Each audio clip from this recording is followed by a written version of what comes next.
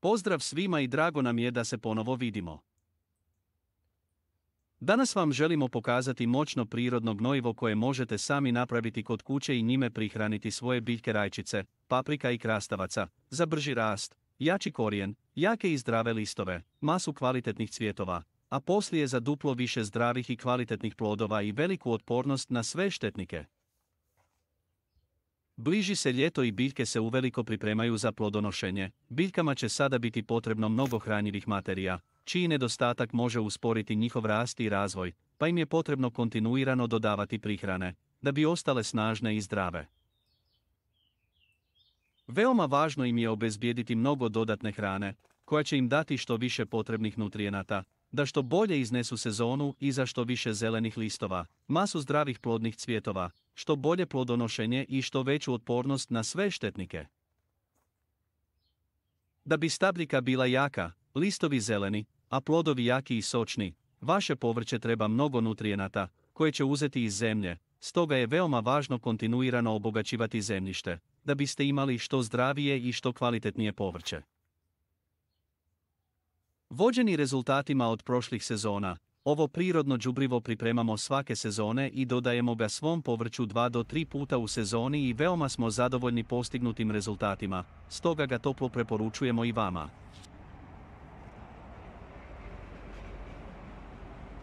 Napišite nam u komentaru odakle nas gledate i pratite i kako ste zadovoljni dosadašnjim sadržajem na kanalu i ne zaboravite zapratiti kanal kao znak podrške.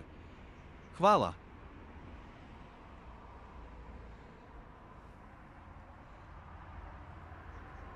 Ovo je naše prošlogodišnje povrće kome smo također dodavali ovu super prihranu i bili smo zadovoljni postignutim rezultatima na kraju sezone. Rajčice, paprike i krastavci su bili super ukusni, krupni i ekstremno otporni na sve štetnike.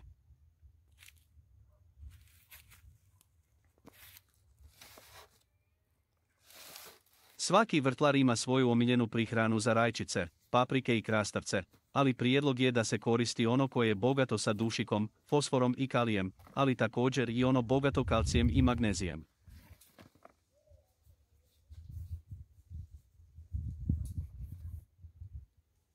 A sada krenimo sa pripremom ovog prirodnog gnojiva, vrlo lako se priprema i svako to može napraviti. Potrebno je 40 grama svježeg kvasca. Svježi kvasac je jako dobar izbor za zalijevanje povrća i bašte zbog nekoliko ključnih razloga. Više aktivnih mikroorganizama. Svježi kvasac sadrži veći broj živih i aktivnih ćelija u trenutku upotrebe. Ovi mikroorganizmi pomažu u razgradnji organske materije u tlu i povećavaju dostupnost hranjivih tvari biljkama. Usitnite ga kašikicom. Manje je obrađen, prirodniji. Svježi kvasac je manje prerađen i bogatiji hranjivim tvarima, uključujući bjelančevine i minerale koji mogu koristiti biljkama. Otopite ga u manjoj posudi sa nešto vode i dobro izmješajte.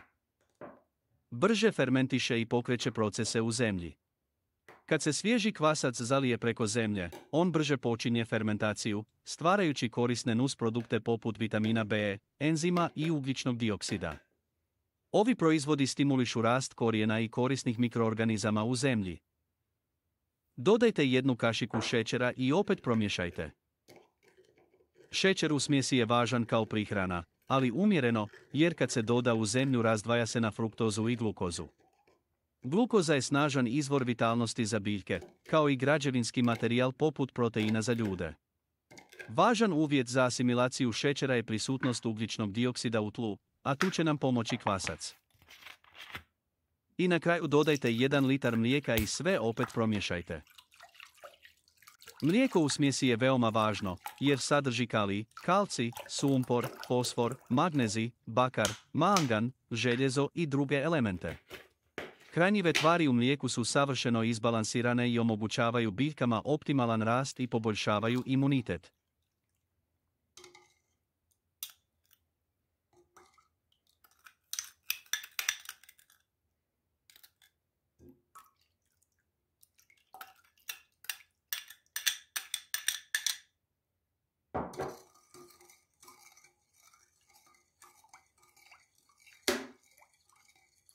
Kada ste sve izmješali, ostavite smjesu da odstoji 2 sata.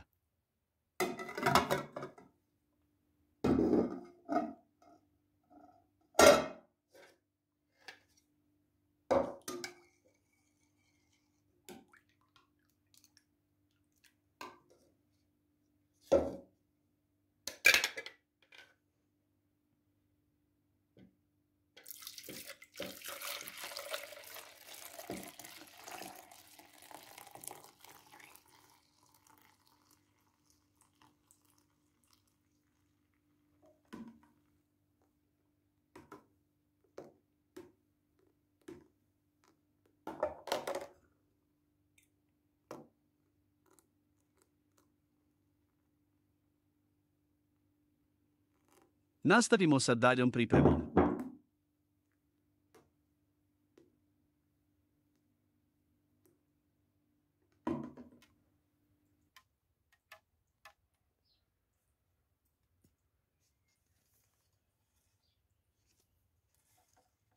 Sada pripremite 2 kante za zalijevanje sa 4,5 litra vode u njima, dodajte po pola litra dobivene smjese u svaku i još jednom promješajte.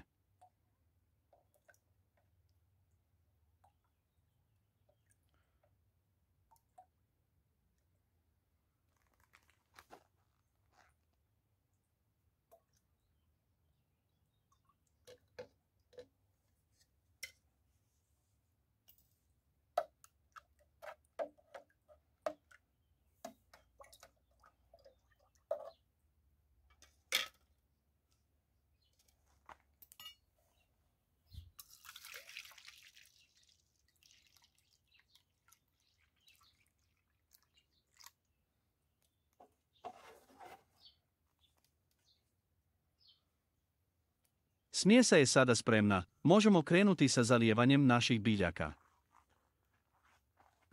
Bitno je napomenuti da ovu smjesu čim napravite i potrošite ju, jer dužim stojanjem smjesa gubi svoje benefite, tako da je najbolje odmah ju utrošiti. Dakle, ako smjesa stoji predugo, može početi da se kvari, pa je preporučljivo koristiti je svježu da bi se maksimalno iskoristila njena nutritivna svojstva. Dovoljno je oko 150 do 250 ml smjese dodati svakoj biljci.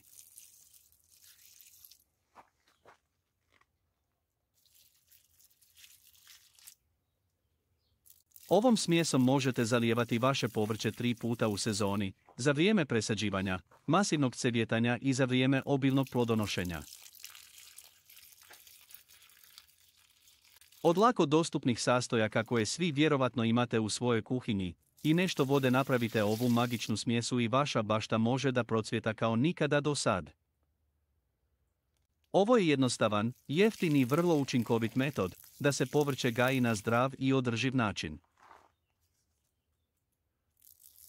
Važno upozorenje je da se pobrinete da biljke ne zalijevate tokom vrućih razdoblja, te ovaj postupak ostavite za večernje ili jutarnje sate, kada se zemlja ohladi, i time ne dozvolite palež na biljkama. Ako želiš povrće koje raste bujno, zdravo i brzo, zaboravi skupa vještačka đubriva i hemijske preparate. Priroda ti već nudi sve što ti treba, i to u najjednostavnijem obliku. Dodaj već danas, za obilje kvalitetnih i zdravih plodova. Svaka kap ovog rastvora je poput čarolije za tvoje povrće, eksplozija rasta je zagarantovana. Biljke će da bujaju svakim danom, sve više i više, plodova će biti u izobilju, a vaša sreća nikad veća. Zalij povrće ovom zlatnom tečnošću i gledaj kako biljke bukvalno dišu, šire listove i rastu kao iz vode, ali uz zdravu snagu prirode. Ne troši novac na hemiju. Napravi ovu smjesu, dodaj ju svom povrću, zalij ljubavlju i neka tvoje povrće pokaže šta znači prirodna moć. Ako koristiš ovu smjesu umjereno kao prihranu za svoje povrće, sigurno ćeš primijetiti brži rast, zdravije lišće i veću otpornost na stresne uslove i sve štetnike. Sigurni smo da ćete nakon samo nekoliko dana primijetiti bolji izgled vašeg povrća, boja povrća će biti modro zelena, otpornost na štetnike velika, a urod će biti duplo veći nego ste imali do sada. Toliko za ovaj put, ako vam se video dopao bacite like, zapratite ovaj kanal i kliknite na zvonce da biste bili obavješteni o novim videozapisima. Podijelite video sa prijateljima i pogledajte također i ranije objavljene videozapise. Hvala na gledanju i ostajte zdravo.